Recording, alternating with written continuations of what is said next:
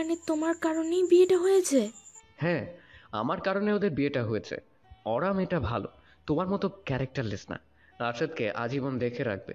যদিও দুজনের মধ্যে দূরত্বটা কমেনি, এখনো আলাদা আলাদা ঘরে থাকে, তবু এই দূরত্ব শীঘ্রই ঘুচে যাবে। তুমি চাইলেও আরশাদ হকের জীবনে নিজের জায়গাটা ফিরে পাবে না। ড্রাঙ্ক অবস্থায় হিমেল তাকে তথ্যগুলো দিয়েছিল, সেগুলো সে যত্ন করে সাজিয়ে রেখেছিল মস্তিষ্কের গভীরতর স্তরে। প্রয়োজন মতো এদের ব্যবহার করবে বলে শেষ পর্যন্ত করলো তাই। এই ইনফরমেশনগুলো দিয়েই তো শেষমেশ সাবের ব্ল্যাকমেল করলো অরাকে। তবে নওশিনের সাজানো প্ল্যানে ছোট্ট একটা গন্ডগোল হয়ে গেছে। গন্ডগোল যে কি সে নিজেও এখনো ধরতে পারেনি। সে ভেবেছিল আরশাদ পরিস্থিতির চাপে পড়ে অরাকে বিয়ে করতে বাধ্য হয়েছে। তার মানে নির্ঘাত তাদের মধ্যে এখনো ওই বস ম্যানেজারের সম্পর্ক। সে বুঝতে পারেনি এই কয়েক মাসে তারা এতটা কাছাকাছি চলে আসবে। আরশাদের হৃদয়ের মরুভূমিতে ভালোবাসার নতুন ফুল ফুটবে। নওশিনের ধারণা ছিল অরা কিডন্যাপ হলেও আরশাদ তা গায়ে মাখবে না। ভালোবাসার টানে সে যে অরাকে খুঁজে বের করতে এতটা মরিহায় উঠবে এটা সে বুঝতে পারেনি। অরাকে আবারও ক্লোরোফর্ম দিয়ে অজ্ঞান করে নওশিনের বলে দেওয়া জায়গাটায় নিয়ে এলো সাবের। জায়গাটা দেখেই তার মন ভালো হয়ে গেল। গহীন জঙ্গলের মাঝে ছোট্ট একটা কাঠের ঘর। পুলিশের পক্ষে এই জায়গাটা খুঁজে পাওয়া একেবারে অসম্ভব। যদিও ঘরের অবস্থা খুব একটা সুবিধার নয়। একাংশের কাঠ বৃষ্টির পানিতে পচে গেছে, আরেক পাশে আবার শ্যাওলা জন্মেছে। অরার হাত পা আবারও একটা চেয়ারের সঙ্গে বেঁধে দিল সাবের। অচেতন অবস্থায় ধীর গতিতে তার শ্বাস প্রশ্বাস ওঠানামা করছে। অরাকে এভাবে নিজের কাছে বন্দি রেখে এক প্রকার পৈশাচিক আনন্দ হচ্ছে সাবেরের মাঝে। এত বড় সাহস মেটার, পুরো ক্যাম্পাসের সামনে তাকে অপমান করা। এবার সে বুঝবে সাবের কি জিনিস। বাকিটা জীবন ঠিক এভাবেই তার কাছে বন্দি হয়ে থাকতে হবে অরাকে। সাবের যেভাবে চাইবে ঠিক সেভাবেই ব্যবহার করবে অরাকে। অরার জ্ঞান ফিরল সন্ধ্যার দিকে। 24 ঘন্টারও বেশি সময় ধরে সে সাবেরের কাছে বন্দি। নাইলনের দড়ি দিয়ে শক্ত করে তার হাত পা বেঁধে রাখায় প্রচণ্ড যন্ত্রণা হচ্ছে। মাথায়ও প্রচুর যন্ত্রণা হচ্ছে, সেই সঙ্গে পাল্লা দিয়ে বাড়ছে শ্বাসকষ্ট। 24 ঘন্টায় কিছুই পেটে পড়েনি, বেশ দুর্বল হয়ে পড়েছে অরা। সে বুঝতে পারছে আগে সে যে ঘরটায় ছিল সেখান থেকে তাকে অন্য কোথাও নিয়ে আসা হয়েছে। অরা হাত পা ছোড়াছড়ি করে সে মুক্তি পাওয়ার চেষ্টা করছে বাঁধনগুলো থেকে, তবে কিছুতেই পারছে না। অরার দু চোখ বেয়ে টপটপ করে কয়েক ফোঁটা জল গড়িয়ে পড়ল। সে কি কোনোদিনও মুক্তি পাবে না এখান থেকে? কি করে বাঁচাবে সে নিজেকে? আরশাদ কোথায়? খুব তো বড় গলায় বলেছিল ভালোবাসি। এখন যখন তার ভালোবাসা এত বড় বিপদের সম্মুখীন হয়েছে, তখন সে কেন আসছে না তাকে বাঁচাতে? আচমকা কারো পায়ের শব্দ পেয়ে জড়সড় হয়ে বসে রইল ওরা। সাবেরের সামনে তাকে শক্ত থাকতে হবে, কিছুতেই তাকে বুঝতে দেওয়া যাবে না ওরা দুর্বল হয়ে পড়েছে। সাবের কয়েক মুহূর্ত চুপচাপ দাঁড়িয়ে রইল ওরার সামনে। লোলুপ দৃষ্টি নিক্ষেপ করে যাচ্ছে তার দিকে অনবরত। এই দৃষ্টিতে ঘৃণা ধরে গেল অরার। কেউ তার দিকে এমন নজরে তাকাবে স্বপ্নেও ভাবতে পারেনি কোনোদিনও।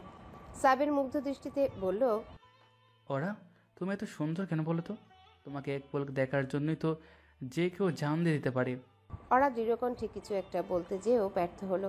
তার মুখের উপর এখনো স্কচ টেপ অনড় অবস্থায় রয়েছে। সাবের বলল, কি কথা বলবে? সাবের এগিয়ে এসে অরার মুখ থেকে সরিয়ে দিল স্কচ টেপটা। অরা ঝাঁঝালো কণ্ঠে বলে উঠল, তুমি কি চাও সাবের?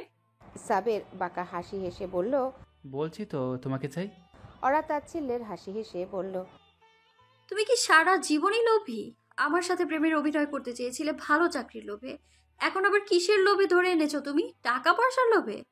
আমার ভালোবাসাকে এত আন্ডার এস্টিমেট করো কেন সুইটহার্ট? অরা অবিশ্বাসের সুরে বলল, ভালোবাসা? হাহ, তুমি? এখনো বিশ্বাস হচ্ছে না আমাকে? বিশ্বাস করার অভ্যাস করে না সুইটহার্ট। বাকিটা জীবন তো আমার সাথেই কাটাতে হবে। অরা অবাক দৃষ্টিতে তাকিয়ে রইল সাবেরের দিকে। সারা জীবন তার সাথে কাটাতে হবে মানে কি? মতলব কি এই ছেলের?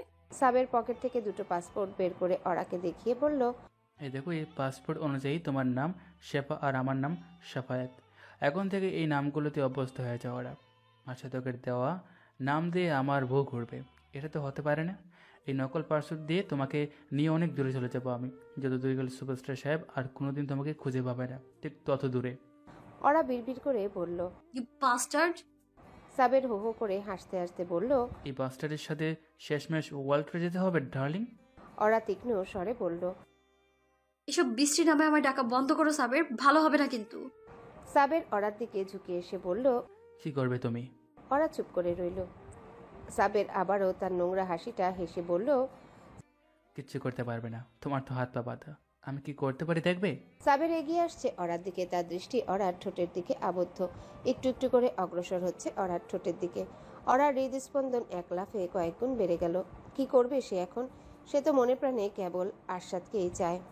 আরশাদ ছাড়া কারো স্পর্শ সে কল্পনাও করতে পারে না। সাবেরের স্পর্শ পাওয়ার থেকে নিশ্চিত মৃত্যুকে আলিঙ্গন করে নেওয়াই ভালো। আচমকা একটা বুদ্ধি এলো অরার মাথায়। সাবের তার হাত পা বেঁধে রেখেছে তো কি হয়েছে, মুখটা তো খোলাই রেখেছে। সাবের চোখ দুটো বন্ধ করে অরার ঠোঁটের খুব কাছাকাছি চলে এসেছে। অরার এক মুহূর্ত দেরি না করে একদলা থুতু ছুঁড়ে মারল সাবেরের মুখের উপর। সঙ্গে সঙ্গে ছিটকে দূরে সরে গেল সাবের। হতবিহ্বল দৃষ্টিতে তাকিয়ে রইল অরার দিকে। মেয়েরা নাকি অসহায় হয়, কই এই মেয়েটা তো অসহায়ত্বের কোনো ভাব লক্ষণই প্রকাশ পাচ্ছে না। 24 ঘন্টা পার হয়ে গেল, অরার কোনো খোঁজ খবর নেই। আরশাদের চিন্তা চেতনা আর স্বাভাবিক পর্যায়ে নেই।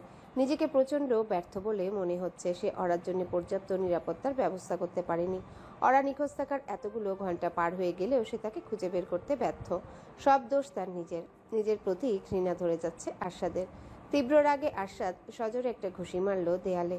হাত ফেটে গড়িয়ে গড়িয়ে রক্ত পড়ছে। সেদিকে তার বিন্দুমাত্র ভ্রুক্ষেপ নেই। তার সকল চিন্তার কেন্দ্রবিন্দু কেবলই অরা। চোখের সামনে কেবলই তার এই মুখটা দেখতে পাচ্ছে সে। না জানি কোন অবস্থায় আছো ওরা।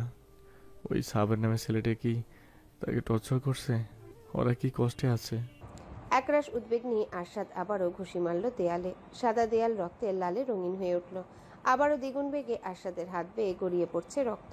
ব্যথায় যন্ত্রণায় টনটন করছে হাতটা। তবুও আরশাদ ব্যথা নিবারণের কোনো প্রকার চেষ্টা করল না। এর থেকেও না জানি কতটা প্রখর যন্ত্রণা সহ্য করছে ওরা। এই পৃথিবীটাকে আর সহ্য হচ্ছে না। প্যারালাল ইউনিভার্স বলে যদি সত্যি কিছু থাকে তবে ছুটে চলে যেতে ইচ্ছা করছে ভিন্ন একটা দুনিয়ায়। এমন একটা পৃথিবীতে যেখানে আর কেউ থাকবে না, কেবল থাকবে আরশাদ এবং ওরা। তারা হাতে হাত রেখে ঘুরে বেড়াবে অনিন্দ সুন্দর প্রকৃতির মাঝে।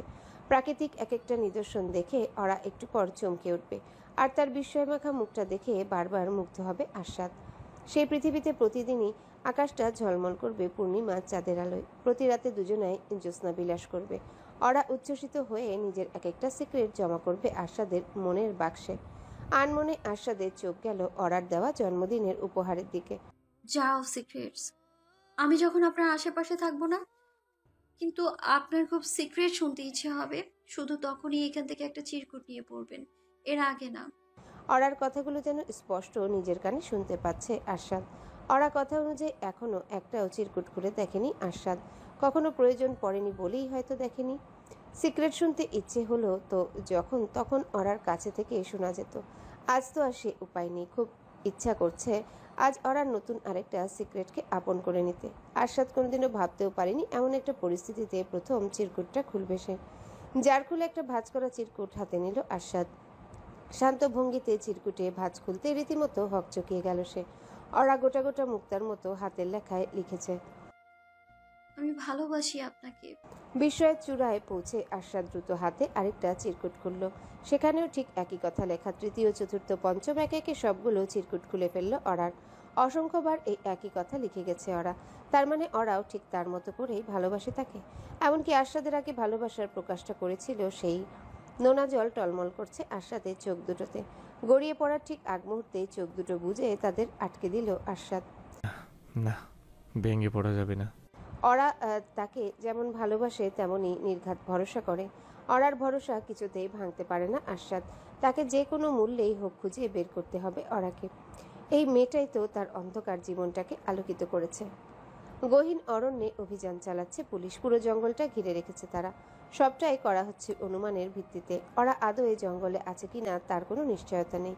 সিসিটিভি ফুটেজ অনুযায়ী মূল রাস্তায় মাইক্রোবাসটা এসে থামে। তারপর সাবের ওরাকে একটা অটোরিকশায় তুলে নেয়। সিসিটিভি ফুটেজে অটোরিকশা ট্র্যাক করা সম্ভব হয়নি, কারণ সেই অটোরিকশার পেছনে নেই কোনো নম্বর প্লেট। আর এই এলাকার সব অটোরিকশা একই রকম দেখতে। তবে পুলিশের ধারণে এই জঙ্গলেই কোথাও ওরাকে লুকিয়ে রেখেছে সাবের। কিছুটা দূরে নিজের গাড়িতে হেলান দিয়ে দাঁড়িয়ে সিগারেটে লম্বা একটা টান দিল আরশাদ। পুলিশ ওরাকে খুঁজতে এত দূর পর্যন্ত চলে এসেছে, অথচ সে ঘরে হাত পা গুটিয়ে বসে থাকবে তা তো হতে পারে না। যদিও জঙ্গল সব একই রকম দেখতে, তবুও কেন জানি আরশাদের বারবার মনে হচ্ছে এই জায়গাটায় সে এর আগেও এসেছে। টিভিতে সরাসরি সম্প্রচার করা হচ্ছে পুলিশের এই অভিযান। নওশিন তা দেখে যেন বাড়তি সজাগ হয়ে গেল। কথা ছিল আজ রাতের অন্ধকারে সাবের ওরাকে নিয়ে বর্ডার পার হয়ে যাবে, কিন্তু এখন মনে হচ্ছে রাত পর্যন্ত অপেক্ষা করাটা হবে নিতান্তই বোকামির কাজ। নওশিন হন্তদন্ত হয়ে ডায়াল করলো সাবেরের নাম্বারে।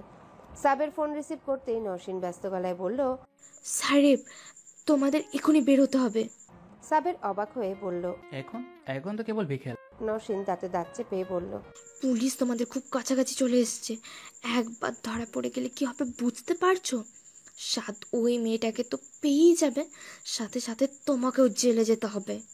সাবের ভয়ার্ত গলায় বলল। আমাকে জেলে যেতে হবে কেন? এসব প্ল্যান তো আপনার। নওশিন বাঁকা হাসি হেসে বলল। পুলিশ তোমার কথা বিশ্বাস করবে কেন? সাবের ভয়ে থতমত খেয়ে গেল। আসলেই তো, পুলিশের কাছে ধরা পড়ে গেলে পুলিশ কি বিশ্বাস করবে? এত সব প্ল্যানের পেছনে রয়েছে নওশিন। নওশিন বলল। এত চিন্তা করে লাভ নেই সাহেব, পুলিশ তোমাদের ধরতে পারবে না, তার আগেই তোমরা বহু দূরে পৌঁছে যাবে। সাবের কথাগুলো ও বলছিল অরার ঠিক সামনে বসে। সাবেরের মোবাইলটা এমন, লাউড স্পিকারে না রাখলেও পাশে থাকা মানুষটার অপর প্রান্তের কথা শুনতে পারে। অরার গা বেয়ে শীতল স্রোত বয়ে গেল। তাহলে নওশিন সাবেরকে দিয়ে জঘন্য কাজটা করাচ্ছে, কিন্তু কেন, কোন উদ্দেশ্যে? নওশিন কি চাইছে আরশাদের জীবন থেকে অরাকে সরিয়ে দিতে? হাজারো প্রশ্ন ঘুরপাক খাচ্ছে অরার মস্তিষ্কে।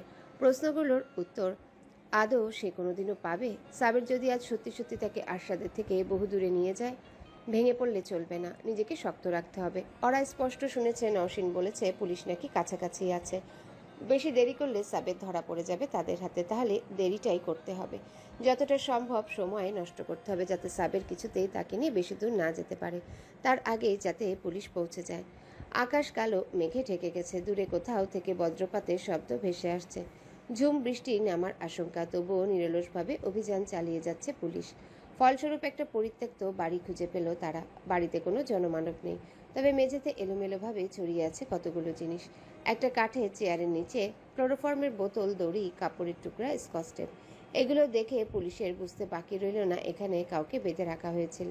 মূলত এই বাড়িতেই সাবের সর্বপ্রথম এনেছিল অরাকে। পরবর্তীতে নওশিনের নির্দেশ অনুযায়ী লোকেশন শিফট করে সে। নওশিনের অভিজ্ঞ মস্তিষ্ক সম্ভবত আজ করতে পেরেছিল পুলিশের জায়গাটা ঠিকই খুঁজে পাবে। চেয়ারের নিচে পড়ে থাকা জিনিসগুলোর দিকে চোখ আটকে আছে আরশাদের। ওরাকে এতটা কষ্ট দিয়েছে ওই সাবের, কিংবা এখনই দিচ্ছে? তীব্র রাগে লম্বা একটা শ্বাস নিল আরশাদ। ওই সাবেরকে শুধু একবার হাতে পেলে তার অবস্থা নাজেহাল করে ছাড়বে সে। চেয়ার থেকে কিছুটা দূরে চকচকে একটা জিনিস নজর কেড়ে নিল আরশাদের। আরশাদ ধীর পায়ে অগ্রসর হলো সেটার দিকে। চকচক করছে অরার আংটি। এতক্ষণ মনে সামান্য অনিশ্চয়তা থাকলে এখন সেটা নেই।